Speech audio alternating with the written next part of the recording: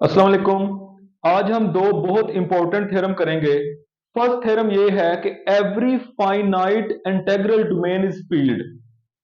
अब integral domain क्या होती है?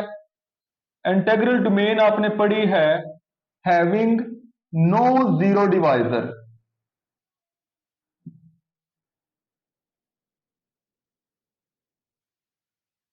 इंटीग्रल डोमेन क्या होती है? जिसमें जीरो डिवाइजर नहीं होता। और फील्ड क्या होती है? फील्ड हमारे पास जिसमें जो कमोटेटिव भी हो और under multiplication non zero elements के इनवर्स भी एग्जिस्ट करते हो उसके अंदर ही। तो सबसे पहले हम इसमें ये करेंगे, late D B a finite integral domain.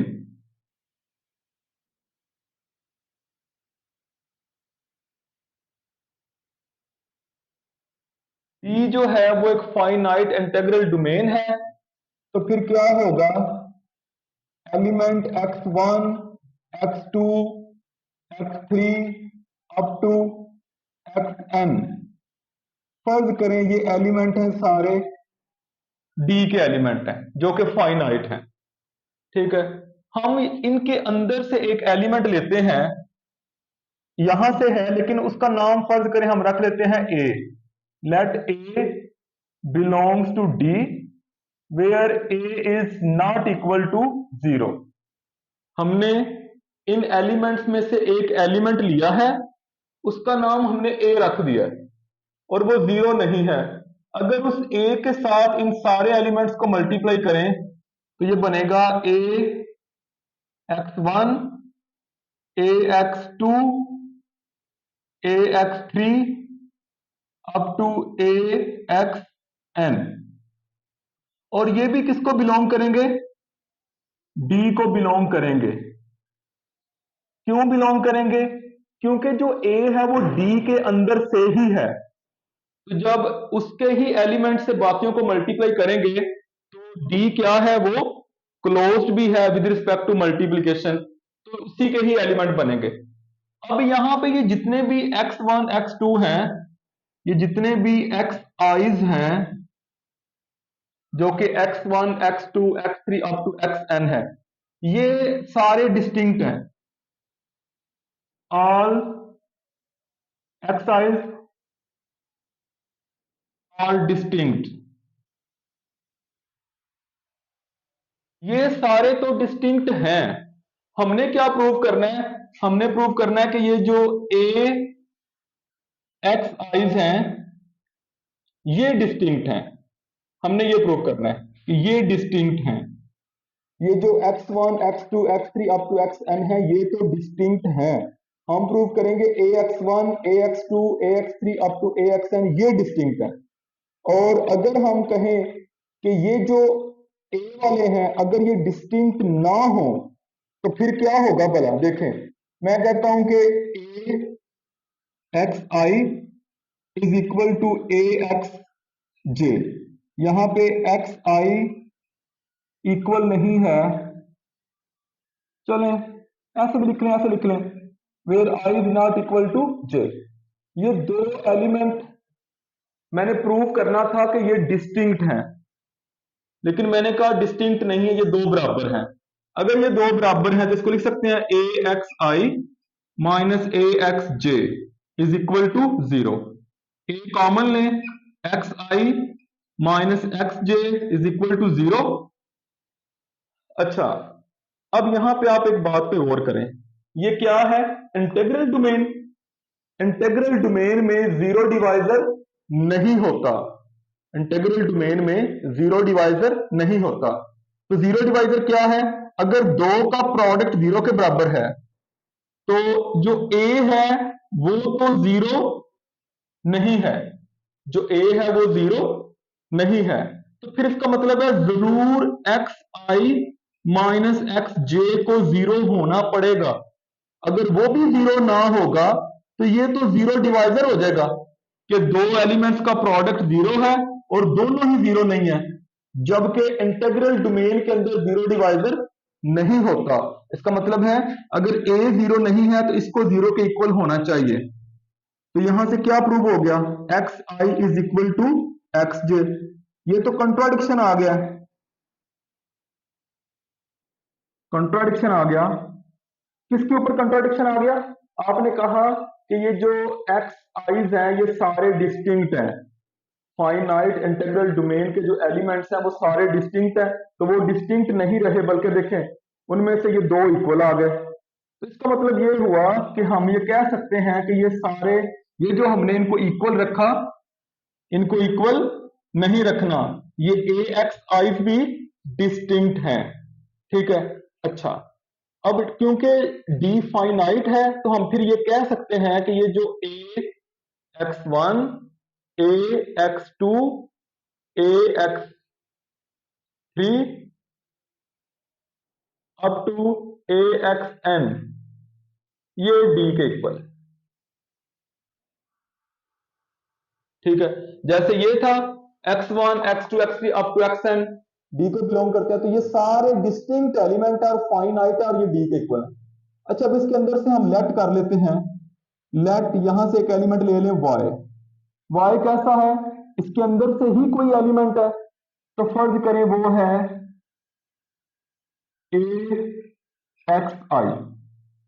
Y जो है, वाई एक एलिमेंट लिया यहां से और वो क्या है, मतलब आप कह लें कि y बिलोंग्स टू d, तो y इनमें से ही कुछ होगा, तो फर्ज करें ए एक्स आई है। अब जो a था, जो हमने कहा था नॉन जीरो एलिमेंट है, वो भी बिलोंग कर रहा था d में से, तो फिर a भी कैसा होगा, वो कोई आप ए एक्स जे कह लें। ठीक है, क्योंकि अगर a भी d का एलिमेंट है तो d का हर एलिमेंट तो इस तरह का है, a x one, A x two, A x three up to A x n जैसा है, तो a भी फिर कैसा होगा, ए एक्स जे, ऐसा कुछ हो जाएगा। इसको यहां पे पुट करें, इसकी वैल्यू जो है वो यहां पे पुट कर दें, y इज इक्वल टू ए है, इस a की जगह पे ये लगा दें ए एक्स जे एक्स आई। ठीक है, अब क्योंकि इंटीग्रल डोमेन कमोटेटिव है तो ऐसा करें, एसोसिएटिव लॉ यूज कर लें। क्या यूज करेंगे, एसोसिएटिव लॉ, ए एक्स आई और एक्स जे को बाहर लिख दें, ये एसोसिएटिव लॉ लगा दिया। अगेन एसोसिएटिव लॉ लगाएंगे, ए एक्स आई एंड एक्स जे, ऐसे लगा दें। ये क्या बन जाएगा, अगर आप देखें ए एक्स आई किसके इक्वल है, ये है ए एक्स आई वाई के इक्वल है, तो इसकी जगह पे क्या लग गया, यहां पे वाई, वाई एक्स जे, ये आ गया। अब ये कब पॉसिबल है, ये इक्वेशन कब सेटिस्फाई होगी, अगर एक्स जे की जगह पे 1 लगा दें, तभी होगी ना। ये देखें y is equal to y, इसकी जगह पे 1 लगाएंगे तभी प्रूव होगी y is equal to y. तो हम कह सकते हैं कि only possible, only possible when x j is equal to 1। इसका मतलब ये हुआ 1 क्या है, 1 मल्टीप्लिकेटिव आइडेंटिटी है, तो उस इंटीग्रल डोमेन के पास 1 आ गया। अब अगर उसके पास 1 आ गया है तो इसका क्या मतलब है कि उसके पास मल्टीप्लिकेटिव आइडेंटिटी है, और वो कब बनी होगी, वो दो नॉन जीरो एलिमेंट्स का जो एक दूसरे का इनवर्स है उससे बनी है। तो हम कह सकते हैं कि फर्ज करें हम ये कह दें कि जैसे एक्स आई है, अगर हम कह दें कि चले फर्ज करें ये 1 के इक्वल है, तो हम कह सकते हैं कि ये दोनों एक दूसरे के मल्टीप्लिकेटिव इनवर्स है। तो जो नॉन जीरो एलिमेंट हैं उनका मल्टीप्लिकेटिव इनवर्स डी के अंदर आ गया। इसका मतलब है कि नॉन जीरो एलिमेंट्स का अगर मल्टीप्लिकेटिव इनवर्स डी के पास है तो फिर डी क्या होगी, फील्ड होगी। फील्ड क्या होती है, नॉन जीरो एलिमेंट्स का मल्टीप्लिकेटिव इनवर्स उसमें होना चाहिए। सो D is a field.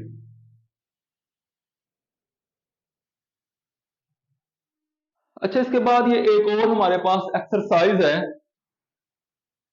ZP उसके एलिमेंट है 0 1 2 P-1 तक, क्योंकि मॉड्यूल है उसका मॉड्यूल P है। वो फील्ड होगी कब होगी? अगर P प्राइम होगा। आपको पता होगा, मैंने आपको बताया था लास्ट लेक्चर में कि जो Z6 है उसके एलिमेंट क्या है? 0 1 2 कहां तक? 5 तक। जैसे ही एलिमेंट 6 या 6 से बड़ा होगा तो 6 पे डिवाइड करके उसका रिमाइंडर लिखा जाता है। तो अगर 6 होगा मॉड्यूल तो 5 तक आएगा, और अगर P होगा तो P-1 तक। ठीक है, अब इसको प्रूव करते हैं। इफ एंड ओनली इफ से है तो हम पहले सपोज कर लेते हैं। सपोज सपोज ये जो ZP है इज अ फील्ड। हम सपोज कर लेते हैं कि ये एक फील्ड है। तो क्या प्रूव करेंगे? प्रूव करेंगे ये जो P है ये प्राइम है। जैसे ये देखें, ये Z6 है ना, ये फील्ड नहीं है। क्यों फील्ड नहीं है?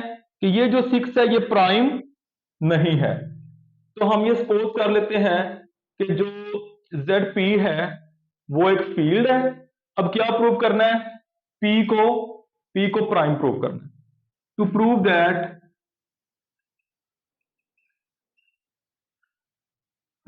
That P is prime,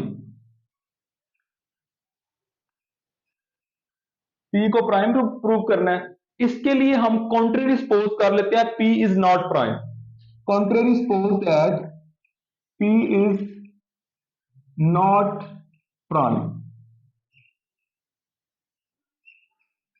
P जो है वो प्राइम नहीं है। अगर P प्राइम नहीं है तो P के फैक्टर बनेंगे। फर्ज करें M और N।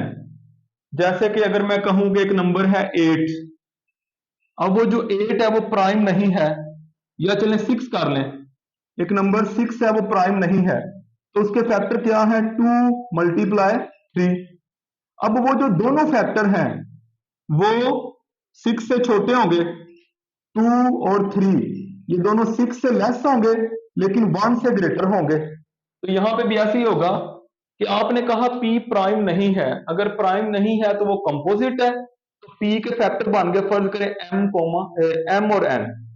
ये जो M और N है ये लेस होंगे P से और ग्रेटर होंगे 1 से।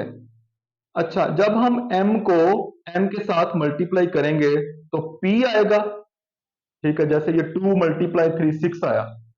अच्छा, P जो है क्योंकि इसका मॉड्यूल P है, तो आपको पता है जब भी नंबर मॉड्यूल के इक्वल होता है, जब भी नंबर मॉड्यूल के इक्वल होगा तो क्या होता है? फिर हम क्या करते हैं? फिर हम उसको मॉड्यूल पे डिवाइड करते हैं और रिमाइंडर लिखते हैं। तो क्योंकि P आ गया, P को P पे डिवाइड करें तो रिमाइंडर क्या आएगा? 0। जब भी नंबर मॉड्यूल के इक्वल आ जाए तो उसको उस नंबर पे डिवाइड करके रिमाइंडर लिखते हैं। तो P आ गया, P को P पे डिवाइड करें, रिमाइंडर लिख दिया। इसका मतलब है जब हमने M को N के साथ मल्टीप्लाई किया तो क्या आ गया? 0 आ गया। अच्छा, ना तो M 0 के इक्वल है ना ही N 0 के इक्वल है, क्योंकि देखो ना वो तो फैक्टर है। जैसे यहां पे मैंने एग्जांपल दी 2 और 3, ये M है और ये फर्ज करें N है। तो जब ये दोनों M और N खुद तो नॉन जीरो हैं तो उनका प्रोडक्ट 0 के बराबर आ गया। इसका मतलब है ये तो जीरो डिवाइजर है, ये हो गया जीरो डिवाइजर। अब जीरो डिवाइजर कैसे एग्जिस्ट कर गया? आपने सपोज किया ZP को वो फील्ड है। फील्ड क्या होती है? फील्ड इंटीग्रल डोमेन होती है, और इंटीग्रल डोमेन में जीरो डिवाइजर नहीं होता। तो ये हमारा कंट्राडिक्शन है, ये हमारा कंट्राडिक्शन है। इसका क्या मतलब हुआ कि जो हमने सपोज किया ना कि P इज नॉट प्राइम, ये बात गलत है। सो P इज प्राइम। अब हम इसका कन्वर्स देखते हैं यहां पे। क्योंकि इफ एंड ओनली इफ से है तो कन्वर्स करना पड़ेगा। कन्वर्सली सपोज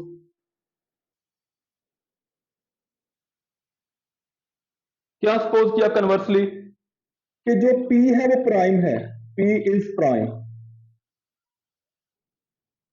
P प्राइम है। क्या प्रूव करना है? प्रूव करना है कि जो ZP है वो फील्ड है, इज फील्ड। अच्छा, क्योंकि यहां पे जो P ये जो P नंबर है कोई प्राइम नंबर है तो वो फाइनाइट है, ठीक है, ये कुछ भी हो सकता है। तो हमने अभी लास्ट थ्योरम पढ़ा, देखें उसमें हमने क्या कहा कि जो फाइनाइट इंटीग्रल डोमेन होती है वो फील्ड होती है, फाइनाइट इंटीग्रल डोमेन फील्ड होती है। तो हमने जब ZP को फील्ड प्रूव करना है तो ये फाइनाइट तो है ही, तो क्यों ना हम इसको प्रूव कर दें इंटीग्रल डोमेन, इंटीग्रल डोमेन ये फाइनाइट है, अगर इसको इंटीग्रल डोमेन प्रूव कर दें तो ये फील्ड हो जाएगी। अब जब आपने इसको इंटीग्रल डोमेन प्रूव करना है तो उसके लिए क्या प्रूव करेंगे? नो जीरो डिवाइजर, इसके अंदर जीरो डिवाइजर नहीं है। अब जीरो डिवाइजर होता क्या है? जीरो डिवाइजर क्या होता है? बहुत दफा बात हो चुकी है। जीरो डिवाइजर में दो नॉन जीरो एलिमेंट का प्रोडक्ट अगर जीरो के बराबर है तो हम कह सकते हैं वो जीरो डिवाइजर होगा। अच्छा, हम ऐसा करते हैं, हम दो एलिमेंट लेते हैं ए और बी, कहां से? इस जीपी में से ले लेते हैं। अच्छा, ये जो ए बी का प्रोडक्ट बनेगा अगर इसको हम जीरो के बराबर रख लें, वही बात कि हमने बताना है कि जीरो डिवाइजर नहीं है। अच्छा, जब बताना हो जीरो डिवाइजर नहीं है तो क्या करते हैं? हम ए बी प्रोडक्ट जीरो के बराबर रखते हैं। अब हम बताएंगे कि या तो ए जीरो है या फिर बी जीरो है। ऐसा नहीं है कि ए बी का प्रोडक्ट जीरो के बराबर हो तो ए भी जीरो ना हो और बी भी जीरो ना हो। अगर ऐसा हो गया ये तो जीरो डिवाइजर हो गया। अब हम क्या प्रूव करेंगे कि अगर ए बी का प्रोडक्ट जीरो के बराबर है या तो ए जीरो है या फिर बी जीरो है, दोनों में से कम एक जरूर जीरो है। अच्छा, ये जो ए बी का प्रोडक्ट है इनको पी डिवाइड करेगा, पी जो है वो डिवाइड करेगा ए बी को। अब पी खुद क्या है? पी इज प्राइम, पी तो प्राइम है। जब प्राइम नंबर किसी प्रोडक्ट को डिवाइड करता है